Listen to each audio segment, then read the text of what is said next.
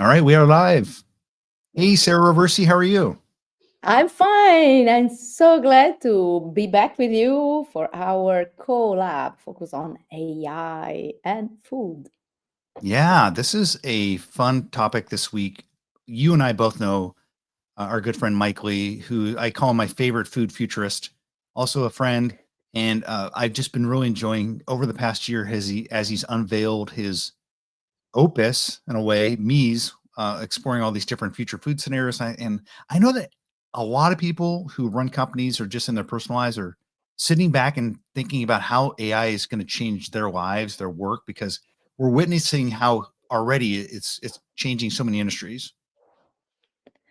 Absolutely, yes. And you know also how I'm like taking the mic from you and expanding this perspective because you know that I'm very focused about ethic and the impact on the broader audience and the major challenges the world is facing. So I'm very curious to explore more, to understand not only how AI is going to affect my life, but how AI is going to affect millions of people's life and also maybe tackling the largest issues that we couldn't solve until now. I'm thinking about food security, access to food, and all the other things. So I think that is going to be very interesting because Mike has been always very much, say, pushing forward and going, say, far away, let us thinking and pushing on critical perspectives. Yeah, he uses a real rigor and a framework to analyze the future and all the different dimensions, like some of the ones you just talked about. So let's bring Mike on stage right now. Welcome, Mike. Hey, how are you? Thanks for having me on. Doing well. Welcome, welcome. We're spanning a few different cities and time zones. Mike, you're coming from Detroit. Sarah's in Italy. I'm here on the West Coast, Seattle. And if people want to kind of chat and drop in the chat where they're coming from, let's hear it. But Mike, what are we going to hear about today? So today we've got a special treat for everybody. We've got 3 miniature scenarios about the future. They're set in the year 2040, and they all kind of take different angles of exploring what the collision of food and AI could do all across the supply chain, from farm to fork and everything in between. So I'm excited to kind of share 3 of these stories. One of the stories is actually a preview of my upcoming sequel book to Mies Edition 2, which is all about restaurants. So excited to share that with everybody here for the first time ever. Awesome. Sneak preview. First time ever. All right, let's bring it on. And Mike, take it away. Okay, great. Hey, thanks everybody. Hey, so I'm Mike Lee. I'm a food futurist and author. Last year, I wrote a book called Mies. Mies is sort of set up like a magazine, and the whole idea with Mies is imagine that you went into the future, you got to a newsstand, and you bought a magazine off of it, and you came back in time into the present, and that's really what Mies is. Mies is a book that explores 4 visions of the future, both optimistic and pessimistic. And it really just kind of explores the tensions that we see today. So while Mies is a work of fiction, it's all rooted in truth. It's all rooted in things that are actually happening today. And this book is really designed for people, first and foremost, in the food industry to sort of imagine what today's set of circumstances could potentially grow into the future. It's so hard sometimes to just kind of look deep into the future because we're so focused on the present. And so Mies is sort of that chance for you to imagine, like, okay, if we don't change anything today, what might happen in 10, 20, 30, 40 years? And hopefully by seeing those visions of the future, they can kind of shake people into saying, oh, that's really dystopian. I want to get away from that. And then you can do something about it. Or you can say, hey, that's really utopian. Let's go towards that faster. And so, you know, one anecdote that I always like to share about how the vision for Mies came from is a story of a guy named Martin Cooper. He was the head of R&D at Motorola in the 1970s.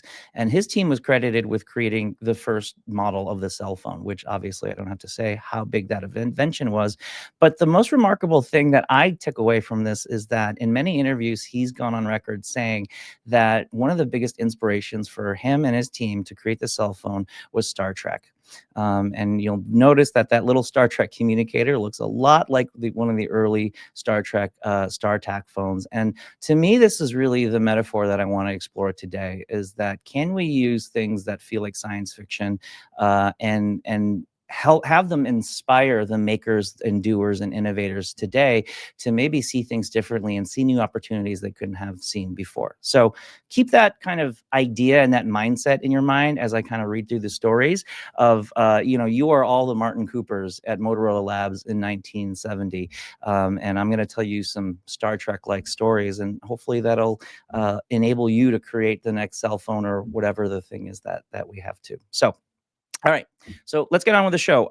Basic structure. I've got 3 stories here to tell you. I think what we're going to do is I'm going to read the scenarios. They're pretty brief, and then we'll have some discussion for each of them. Okay, so Mike and Sarah kind of keep me honest on time, but that's the way the flow is going to go, and I really look forward to kind of all the Q&A and discussion afterwards. So, scenario 1 is called The Village.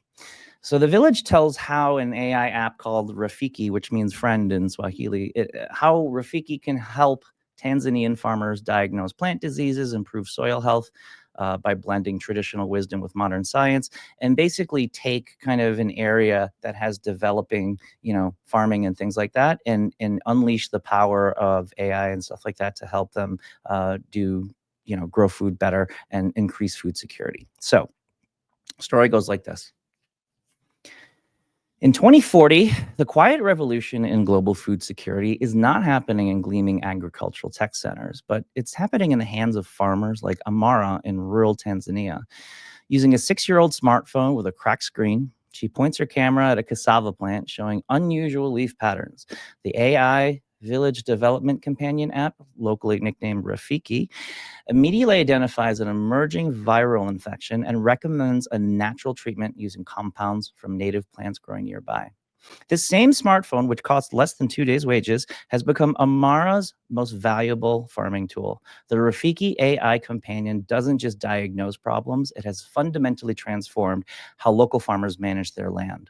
When Amara first inherited her 3-acre plot, the soil was depleted from years of conventional farming.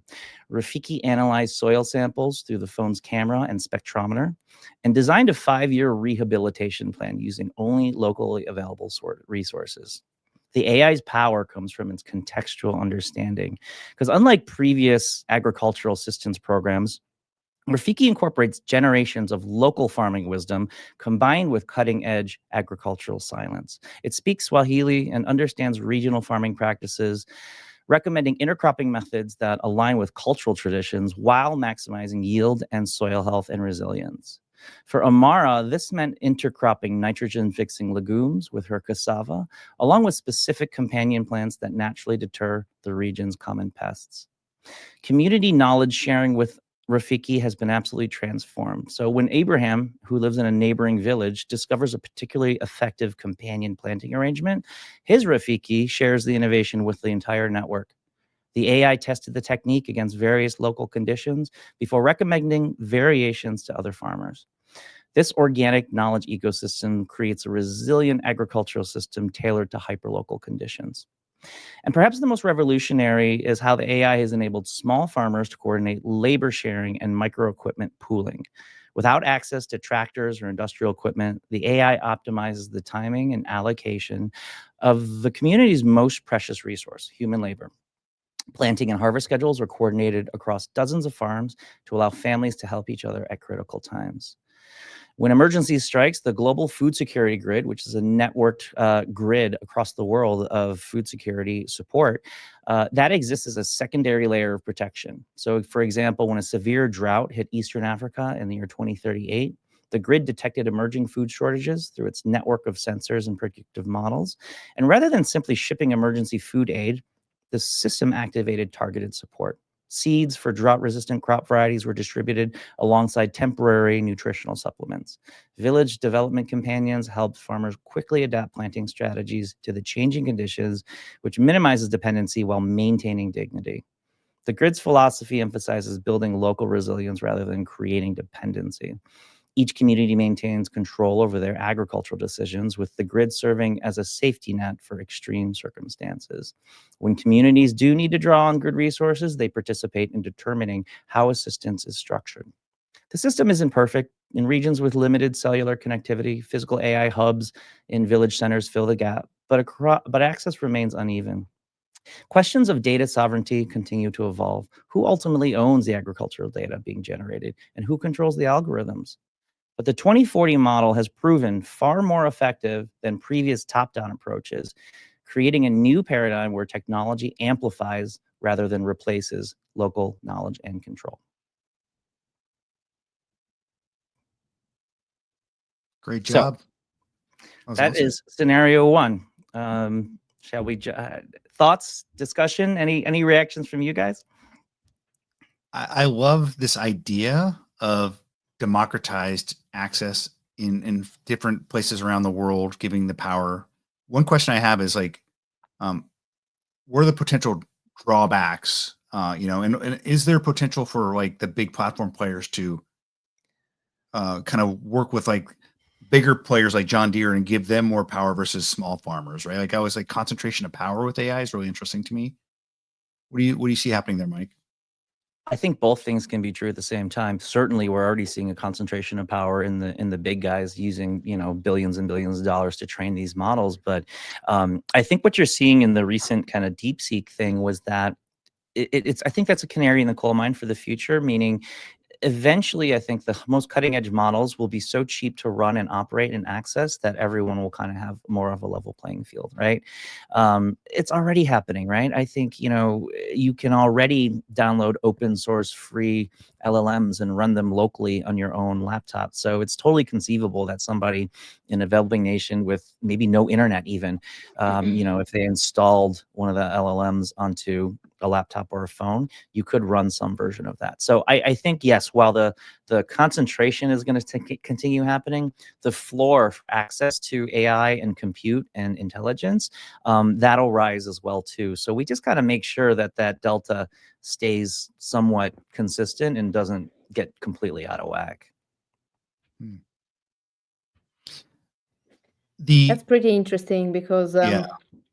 let's Go say ahead, Sarah. so just last week we presented the last report on the scenario on what's going to be the future of food security and what are the shifts that we need to nudge, let's say. And for sure the technological lens is one of the most important, and for sure we know that AI anyway is going to be one of the big seeds of disruption within the entire process.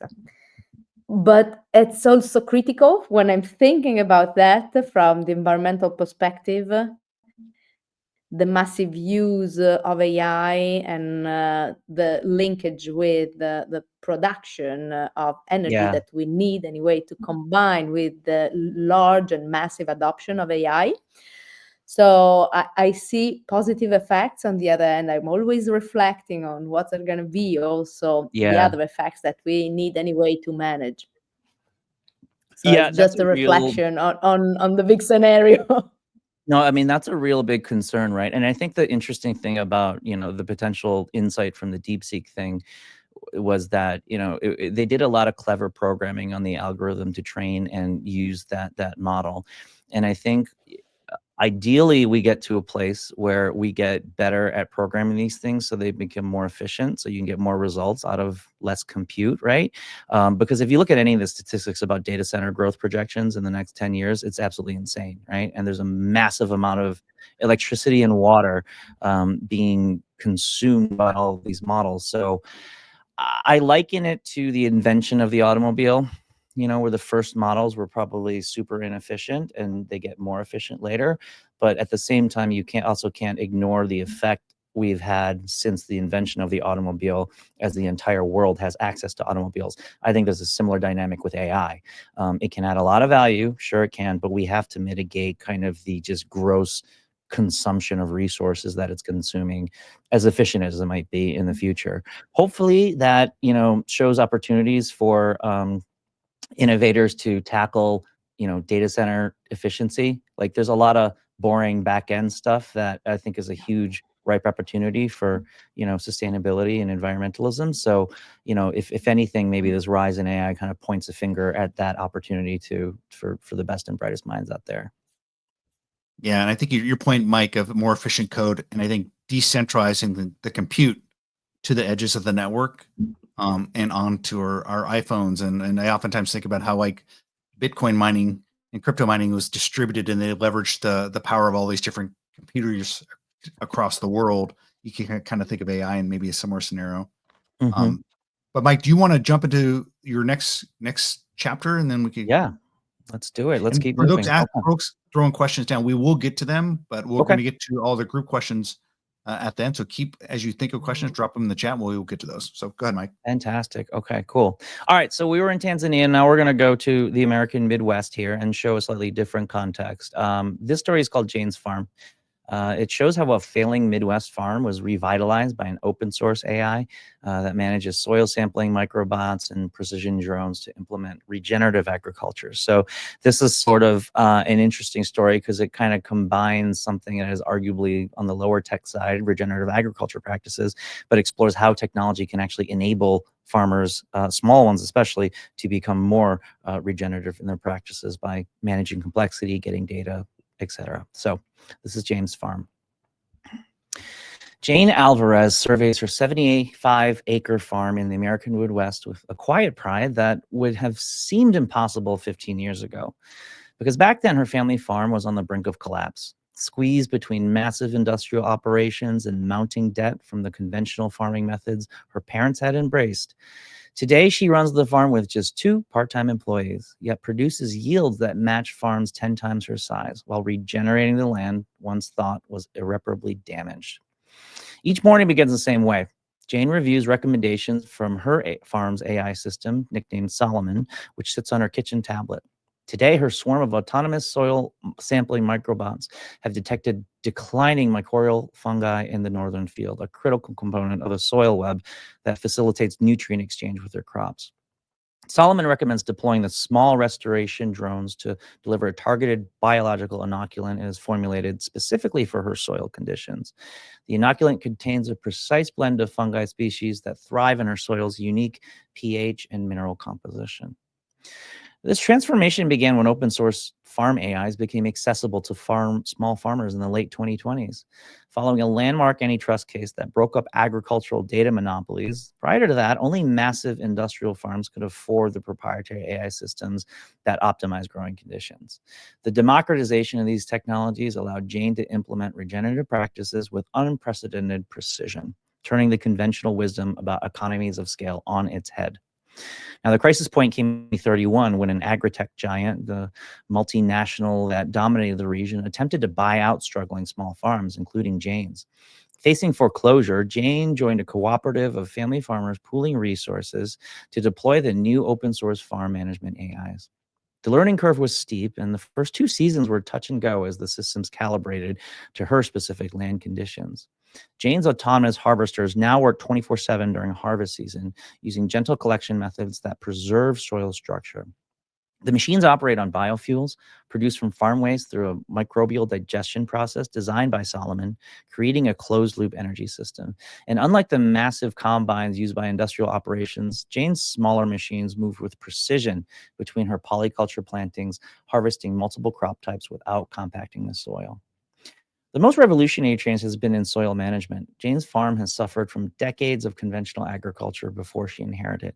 Topsoil depleted of organic matter, beneficial microbes decimated by synthetic fertilizers, compaction from heavy machinery.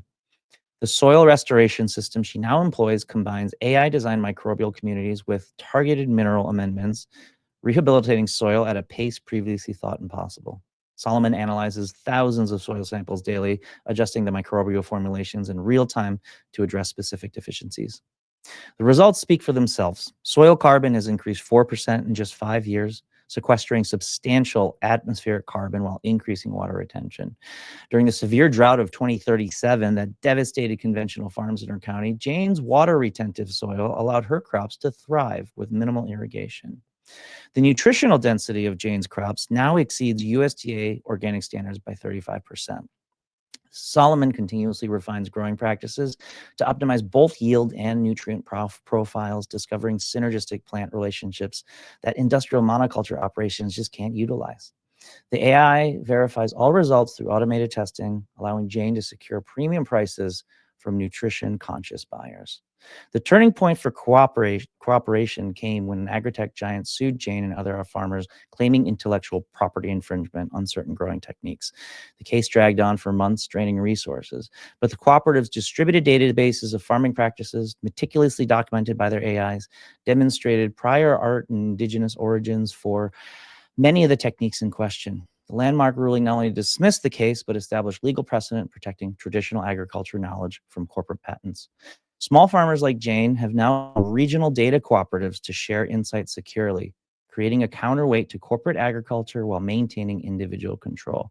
These co-ops have begun to reshape rural communities, allowing family farms to thrive while practicing agriculture that heals rather than depletes the land.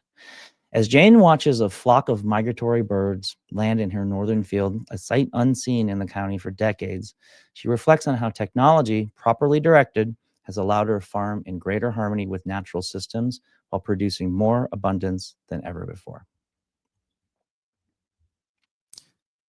What I like about this, Mike, is it's hopeful because so much of the AI scenario building is like uh, kind of dark and science fictiony. And while you're talking about a lot of really cutting edge technology, it seems like the technology is the linchpin for maybe a future that saves farming in a way.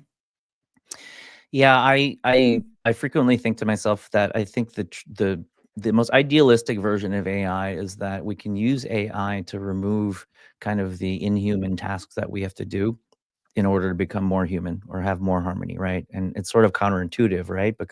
And that's why I think this scenario is interesting, because it does collide something that's cutting edge and high tech with something like regenerative agriculture, which is millennia old, right? And frequently a lot of times people get caught in the trap of thinking it's either one or the other, right? I tend to try to think about scenarios in the future where we take a little bit of both, right? So that's kind of what this scenario is about.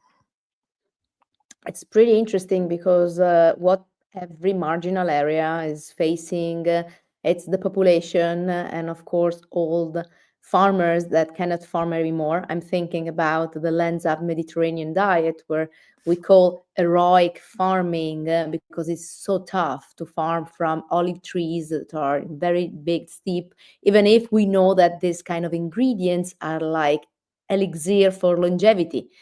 Yeah. And so, of course, thinking about solutions that can allow to take care of this kind of environments, not only intensive farming, but also starting caring about marginal areas that needs to be, of course, cared, but also, no, I don't want to say exploited, but they are holding lots of value. And so I Yeah. think that technology can help a lot. On the other hand, connection, it's absolutely fundamental. So thinking about a world without Starlink that can allow also marginal areas to be Yeah. connected is something that we need to face anyway. It's wild to think about that. And I mean, you had an early question too about like, what if the connection goes down, right? About putting all your eggs in one Exactly. basket. Ideally, hopefully these using these tools can kind of teach people. I mean, when I first learned how to cook, I followed recipes by the, very religiously, right? But then you do it over and over again and you start to get a feel, and then I was not needing the recipes anymore. You're just kind of running on your own. Hopefully this can happen here, in some respect, right? Yeah, Yeah. You talk a definitely. lot about collectives and community powered movements and decision making, and it seems like that's going to be really important for people and farmers like Jane in the future to kind of work with others to collectively push their agendas and stay true to their mission. Yeah, I think one of the things I think AI is different from maybe previous groundbreaking technologies is that, I don't know, for the past 20 years, a lot of people have been kind of saying to kids and things like that, you got to learn how to code. You got to learn how to code. And to the certain extent, that was pretty true. And I think it maybe still is true, because they were basically saying that there's this whole new bunch of technologies on the internet. And if you can't learn how to code, you don't really have access to manipulate those things. You can't make apps. You can't do anything like that. And then basically that kind of implied that if you don't know how to code, you're kind of beholden to the people who can code, right? And so that was kind of this tension. And that's why people wanted to teach kids how to code. Now, this is interesting because AI is completely conversational. There's no coding language required to use it. It's the language you speak. And so I think about how profound that is, that, you know, some people can say, oh, I'm not a technology person, I don't know how to use all these apps. Well, you know, LLMs and things like that are as simple as just having a conversation.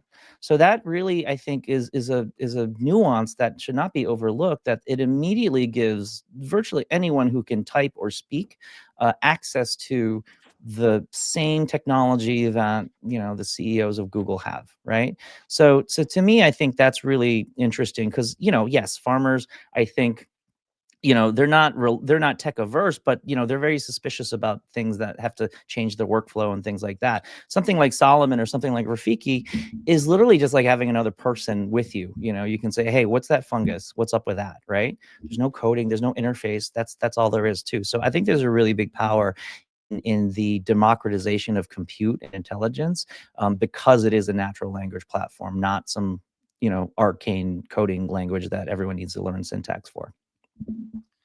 Some great questions rolling in. We will, again, after this next scenario, we'll start to open up the Q&A. But Mike, you want to move on to chapter 3?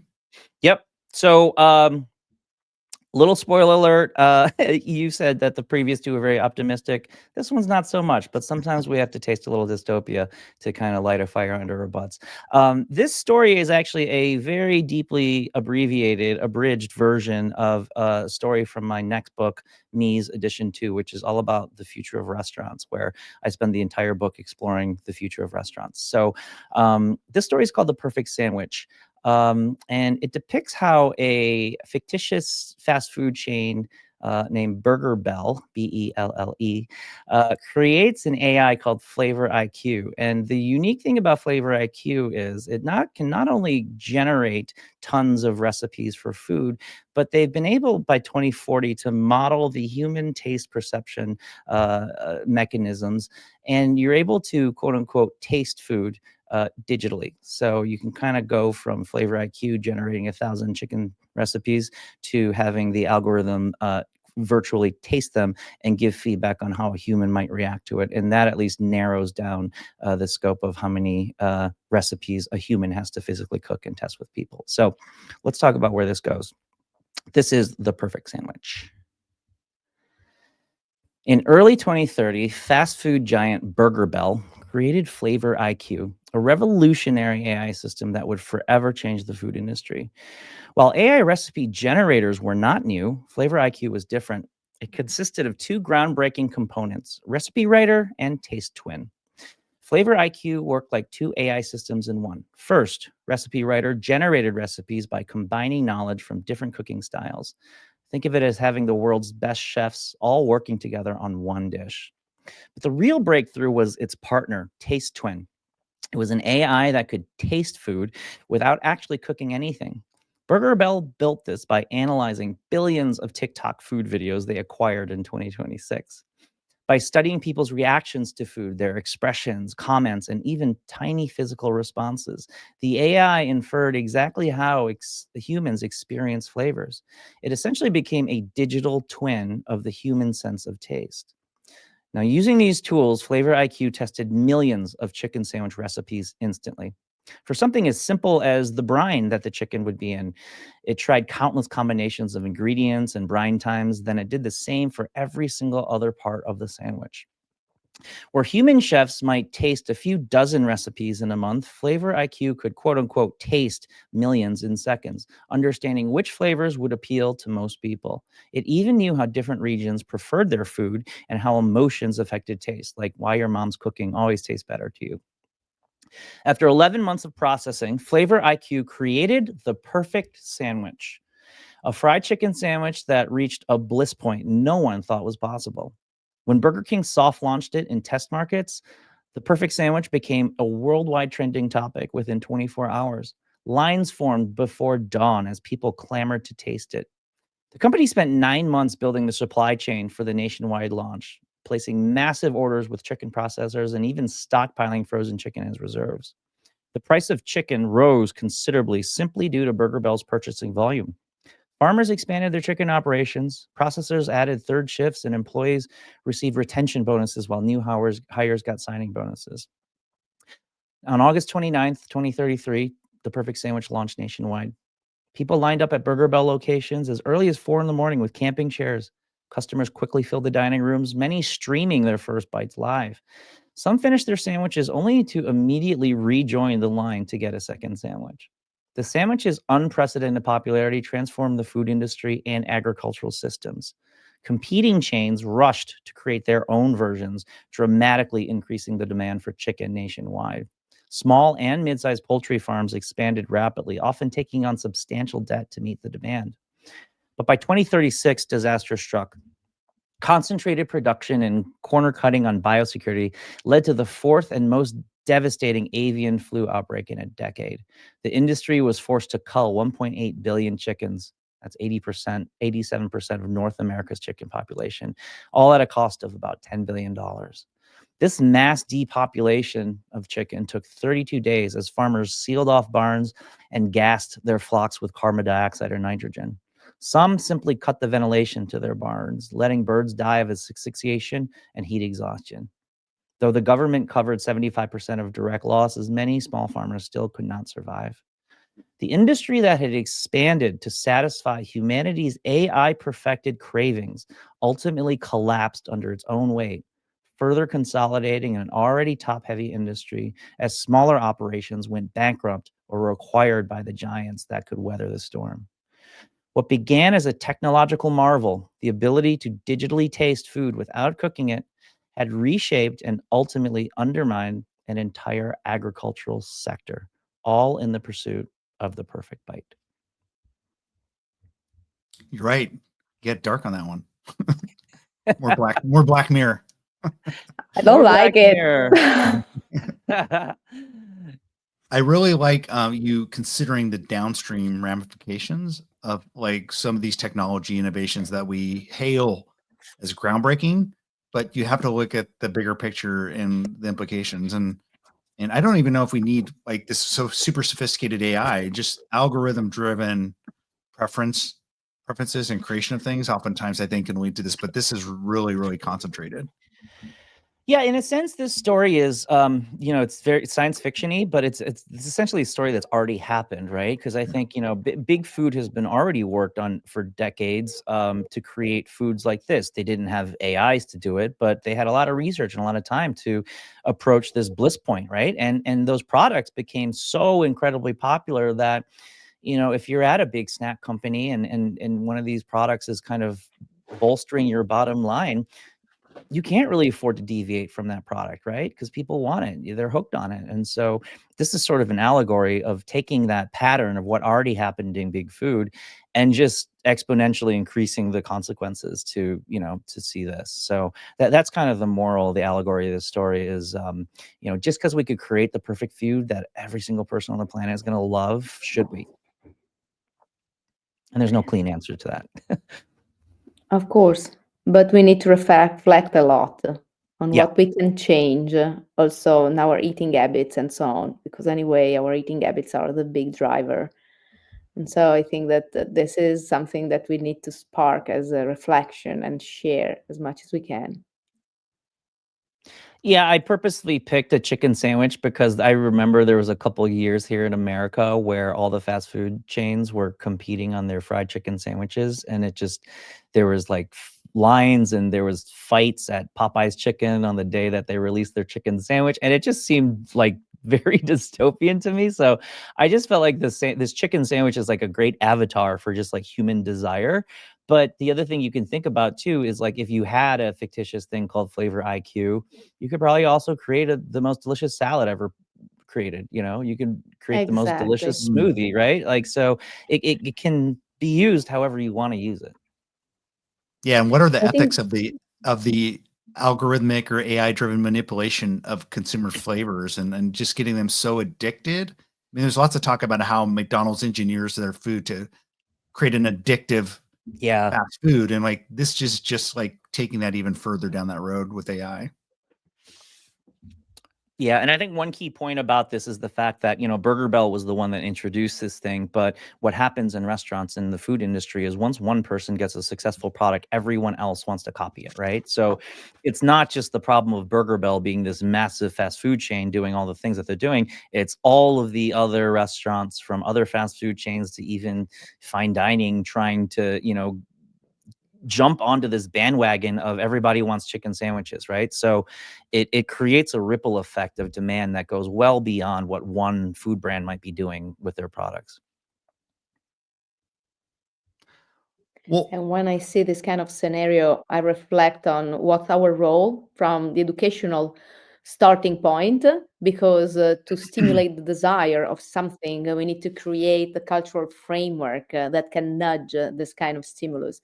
So there's a lot that we can still do in schools at early ages to avoid this kind of scenario and give to kids different kind of perspectives of what is good, what is delicious, and develop more the taste and the flavors spectrum that is pretty broad, and we haven't explored it enough until now, I think. Yeah, exactly. well, let's open up the questions, and I'm going back a little bit, and we may be spanning a few of these different scenarios, Mike, because you kind of had the three different ones. But let's start with Ivan. I apologize, Ivan, if I mispronounced your name. Um, this was regarding, I think, the first one, in terms of that the usage of the technology in the village and how people might gather data collection. So he basically asked, can you share more detail regarding data collection? We require a lot of data to be efficient and train the data on the soil particularities. Yeah. So I think one of the necessary conditions for this scenario to exist is that we've gotten to a point where we've miniaturized and made cheap the ability to collect a whole swath of data from the soil, from the plants and stuff like that. Certainly computer vision helps quite a bit, but you can only go so far with computer vision. We kind of you need a whole full stack of sensors on a farm to kind of be able to manage the data input, right? That's such an important thing. And there's evidence to show that those technologies are already in progress, right? Are they to the point where you can cheaply ship them across the world to almost anywhere? Probably not. But again, this is kind of just jumping to a couple, a decade and a half from now to say, what can happen if these kinds of sensors, the price to performance ratio increases at a precipitous rate, right? That unlocks a whole new aspect of what you can do for these things. So, a lot of these scenarios are written to highlight the fundamental technologies that go into creating a solution like this, right? So, if I was a company and you were very excited about this Rafiki app, one of the action plans you take away from this is we need to figure out how to make capturing this data more efficient, right? So scenarios like this kind of guide your next step efforts, right? Because if you love this story and you want to get there, what do you do now, right? You can't just create this overnight. And so that's kind of why these stories are useful, is to show you where pressure needs to be applied in order to make this story come true. Because there's no guarantee this story will ever be true unless we make it true. Here's a question from Ashlyn Kamudi. She's wondering what the best channels or pathways are to share and socialize this foresight that you're building, Mike. Where can the narrative show up to drive significant behavior change? So I guess, as Sarah mentioned. So have you given thought to that? How we can maybe use this type of foresight to maybe distribute it and like achieve better future results? Well, that's a good layup for a shameless plug I have about the book. Buy the book. I mean, that's why I wrote this book, right? That's why I wrote this book, because before I wrote this book, I was doing this kind of work behind the scenes. And, Sarah, you've done a lot of this stuff too. I was doing a lot of this work behind the scenes with companies, like trying to have like 10-year, like future, scenario plans for them and engineer, using foresight to help them plan for the future. And it was great. because the clients were super happy about it. It was super useful to them. But, by definition, that's a confidential document that I could never share with anybody, right? And so I still do that work with companies. But Mies is sort of a public version of that to kind of spread the gospel of like what foresight can do for food organizations, and how you can leverage this kind of science fiction stuff to capture the imaginations of leadership and show different futures and different potentials. Again, comes back to that Martin Cooper at Motorola dynamic. Like, I just see so many Martin Coopers at food companies today that just need to be shown Star Trek to say, let's think about this problem differently, right? So, with Mies, second edition coming out soon. And then also too, like, it's spawned a separate consulting practice where I can essentially work with companies, and I've already started working with big companies like Givaudan and Compass on this to say, okay, Mies is about all these other topics out there in the world. I can custom create a Mies-like thing, whether it's a chapter or a full book, that takes all of the issues that your company is concerned about and builds a future for you. So that's kind of how I'm spreading, this use case of foresight, to kind of, not just tell fun stories, but to actually use these stories to precipitate change and new innovations in the food industry. I think that that this is great for leaders. I also think a lot about media literacy and like how AI is going to require more media literacy. I feel like we're going to just need better overall AI literacy among people as we bring them up. So instilling it into the curriculum of young people, right, and making sure that they can interpret what how these tools might be used, and kind of so they can see through misinformation, etc. Yeah, exactly. And honestly, like, every executive at a food company is inundated with white papers and decks. I wanted to create Mies in this way because it penetrates that layer of content like fog, right? This thing looks like a high-end magazine for a reason. I wanted to tell stories on a level that, the show Black Mirror does, because I think it just kind of sets this aside from like, oh boy, I got another PowerPoint deck about the food to read.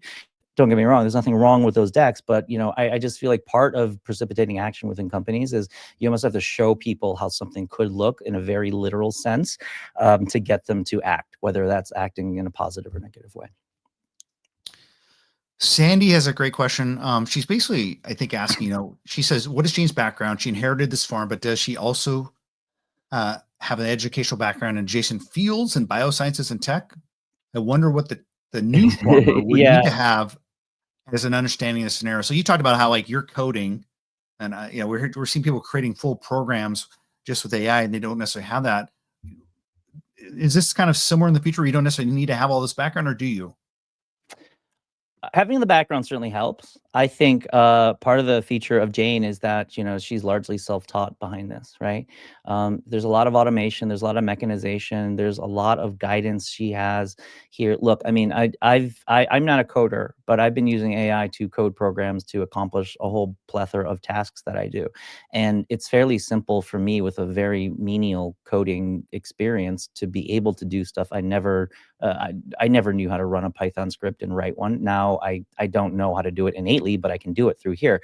I think the same analogy maybe holds for Jane and her farm. Maybe she doesn't know how to do carbon sequestration in her soil, but that's sort of the point, right? Is that the tools are kind of helping her. And not only that, the mechanization is enabling her to do other work. So in a sense, like, she's kind of be able to manage this farm from her couch, right? If she wanted to. And so I think, again, that's just a flattening of the access to technology and knowledge that AI Well, can Ivan brings up, I think a lot of times I hear this concern around AI, like as we increasingly use this technology, do we ultimately start to lose? And I've heard this about chefs, right? As we have AI create recipes and create the next culinary masterpiece, and automation to cook it, do we lose that sense of touch with actually be creating culinary masterpieces? Is it the same with the farmer? Could some of the farmer knowledge be lost? Well, I think there's two parts to that question, right? I think that, in the culinary sense and largely maybe in the farm sense, the physical touch and getting to know like how soil feels or how food feels. Yeah, I do think there's a threat to maybe lose that as we kind of outsource that to machines and things like that. In terms of raw knowledge, though, I don't think it's necessarily true that you have to lose all farmer human knowledge by using AI. Remember, AI learned from humans, right?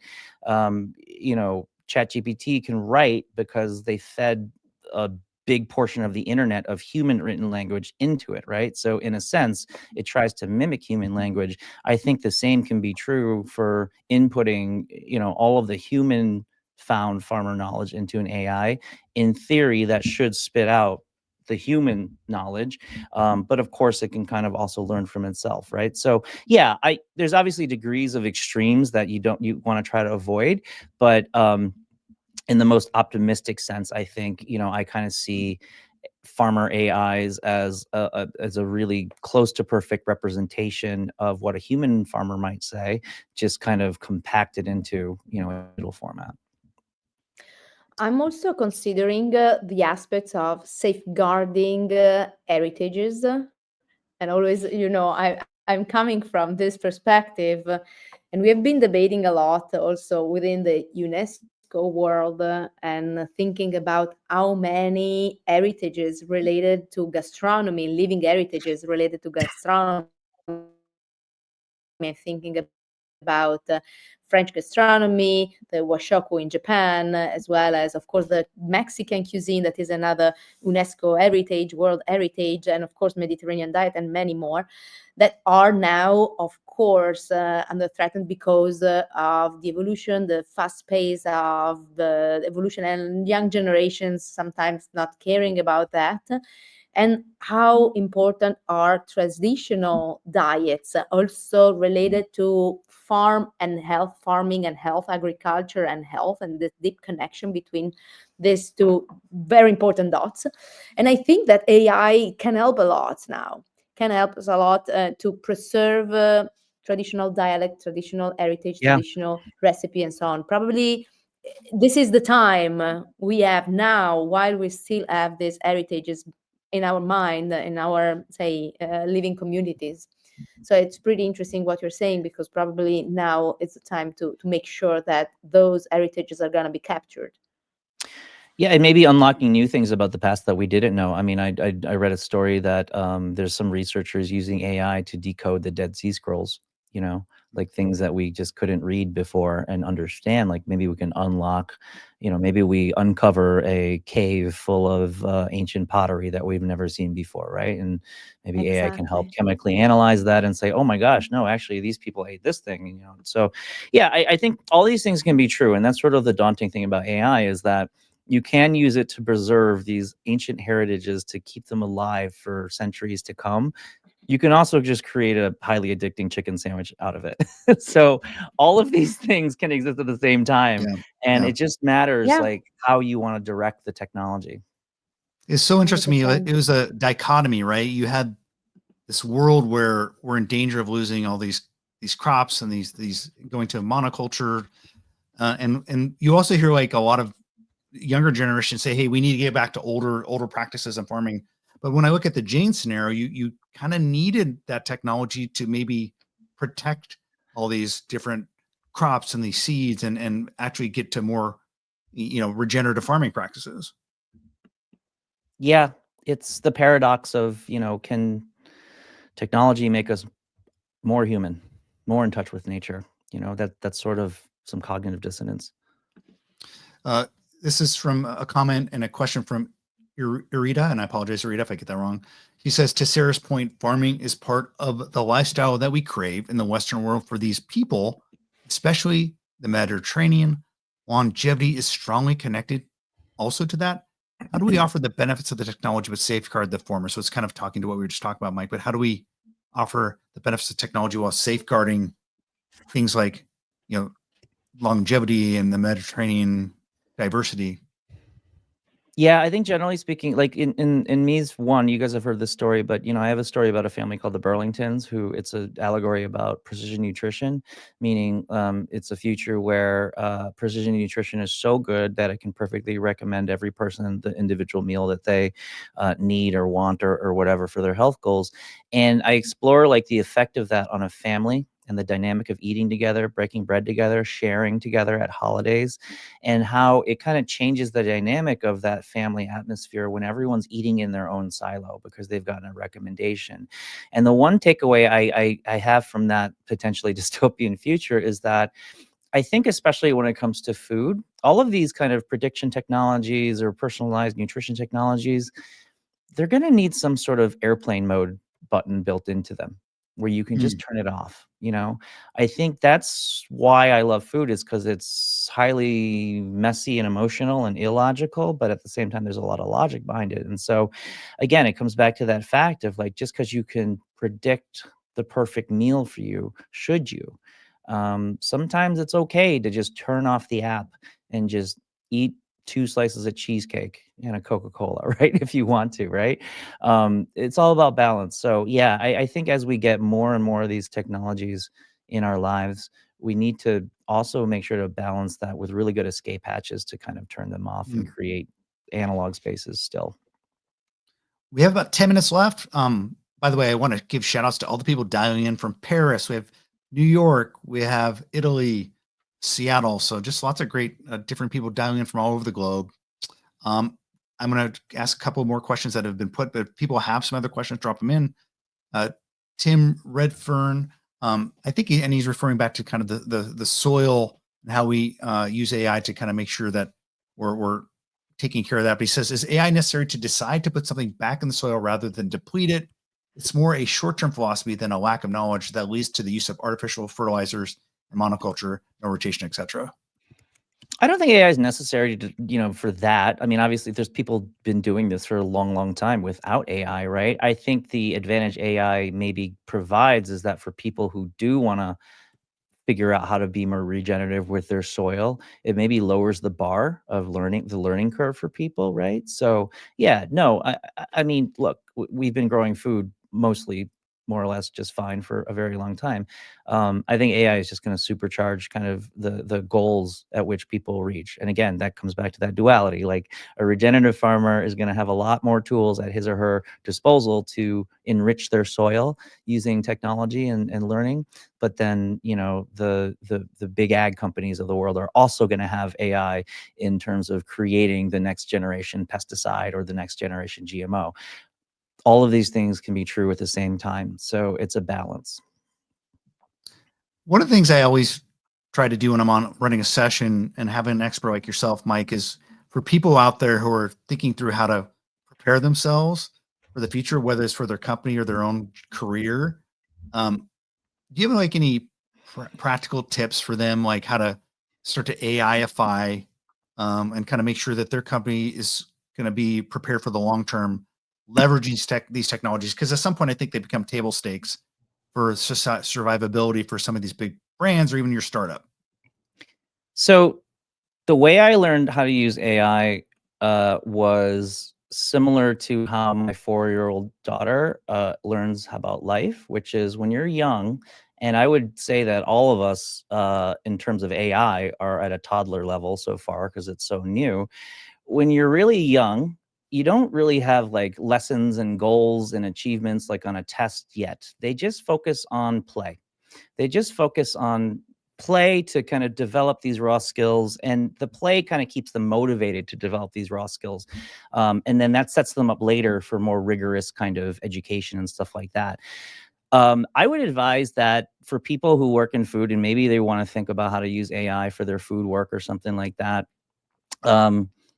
don't try to figure out precisely how this is going to have a use case for your food organization immediately yet. I would encourage people to literally find anything they're passionate about and just start using AI and experimenting with it to try to see if you can enrich that. I learned a big part of how to use AI in my obsession with American football. I I would like use it to analyze statistics and try to figure out who's going to win this game. I used it to kind of manage my fantasy football league. Does that have anything to do with food? Absolutely not. But I learned so much damn skill from using it on a unrelated use case that I could directly apply to all the things that I'm doing in food, in research, in writing this book. And because I was kind of like in a low stakes environment where I wasn't really so stressed out about what the outcome was, I was really mentally free to explore and experiment and have an open mind about what AI could do, right? And again, those lessons were immediately transferable. But I'm always doing that now. I'm using a lot for for work, but I use it a lot for just passion projects and just curiosity, right? So Yeah. I think that's the best way. There's no secret tip or trick to how to, there's no secret prompt formula. Just keep trying, and then you'll figure it out. You know, I think that's really the best lesson. I think your Detroit Lions maybe need to start using AI to make it to the Super Bowl, but Yeah, that's a whole nother podcast. Andy Chen asks about, thoughts about AI and promoting biodiversity, mitigating centralized risk. He said he's recently listening to a Gasparot episode about the world's first seed bank. So with biodiversity, I've spent a lot of time working and thinking about biodiversity too. Part of the reason why, I think AI actually has a really big opportunity to help increase biodiversity. Here's why I think so. Part of why the industrial ag system is so monoculture is because big companies wanted to control the number of variables they had to deal with, right? It's way easier if you're a giant manufacturer of corn to only have one breed of corn, because you and just scale it up to infinity, because it just controls the number of variables you have to deal with, right? Like if you have a pesticide you want to put on a corn, you have one corn to deal with, so you only have to design for that one corn, not 40 varieties, right? So I think a part of why industrialized agriculture is the way it is, and monocultures, is because they wanted to remove a lot of complexity from their food system. Now, obviously, that has downsides, but AI is good at, one of the things that AI is really good at is helping to process complexity into simplicity. So it's conceivable that a large company could plant 4, 5, 6, 8, 10, 12 different kinds of corn, because maybe they're using AI to help bridge the gap between all of those differences in the corn, right? Maybe it's easier now to have a more complex supply chain because you have AI helping to decode that complexity into something that's more simple, right? And so I guess at a macro level, that's kind of how I see a potential use case for AI is biodiversity is good for the planet, right? And it's good for us. It's good for us. It's not good for industrial big business, right? But is there a universe where you could use AI and almost create a dynamic where you could scale biodiversity, which sounds like a weird thing to say, but you could scale biodiversity because you're using tools like this to make the complexity more easy to deal with. So yeah. I think there's an opportunity. Let's hope. There's some good questions real quick. And I'm real sorry. If you folks want to drop in their LinkedIn, so I always like to know, people like to build community through these comments. We want to drop that in, we'll make sure to connect with you folks, but also there's one or two more questions. So if we go a little bit over, Mike, is that okay? Yeah, I'm free. And also here, I'll put up my email address so anyone can reach out if you have other questions, but yeah, go ahead. And Sarah, I apologize. You go ahead, Sarah.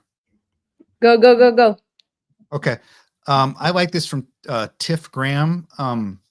Any AI scenario, use case scenarios where there are strange combinations of food systems, like vertical farming on miniature level in apartments, or restaurants of vertical farming and robots connecting to customer service. So will AI drive different and interesting uses of these technologies in the food system that might surprise us, I guess? If we make it happen, it will. That's my kind of use for that, right? I think one of the things I love to say is, like, the future of food is not a spectator sport. If anybody loved or hated any elements of these scenarios, the good news is, or the bad news is, that they're fictional. They don't exist yet. And so if you want to see more use cases of using AI to connect vertical farms and things to small restaurants, it's out there for the taking, right? And so I think that's kind of the beauty of this, is that everything out there was created by some other person, no smarter than you or I necessarily. So with AI, you have a bigger stepping stone to create big things that maybe were way harder to do before. So yes, the answer is yes. The use cases are potential. I haven't seen it yet, but that doesn't mean that the answer is not yes. Well, this has been so much fun, Mike. I really enjoyed hearing all your thoughts. And again, I'm super appreciative of your structured thinking around scenario building and helping us to kind of process through the magic of storytelling. I think storytelling is a really powerful tool to kind of analyze the way in which futures go. I mean, we can all do like slide decks and do charts and stuff, but like sometimes just storytelling is a great way to do this. And I think you do that very well. Thank you very much. And Mike, I think you dropped your email up there. Thank you so much. Yeah, Also, people see it there. Go ahead, Sarah. oh no, I would say we need this kind of perspectives to reflect more and more about what are going to be the implications, because still we have time to change the future that we don't like to see. So I think that this is absolutely an exercise that we need to do more and more overall in big industries and big food industries. So the work you're doing, I think it's absolutely fundamental for all of those working in R&D and making the future through their companies and their impacts. Well, thank you too for helping to facilitate this and doing all the great work you guys do. We're all fighting the good fight, so it's always great to chat with you. And by the way, I'm going to give a plug.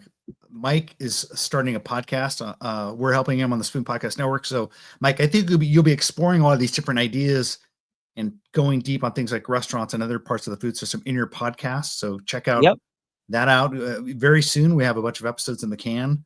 The spoon.tech/podcast. You can subscribe to Mike's already because you have a little teaser up there. But this has been a lot of fun.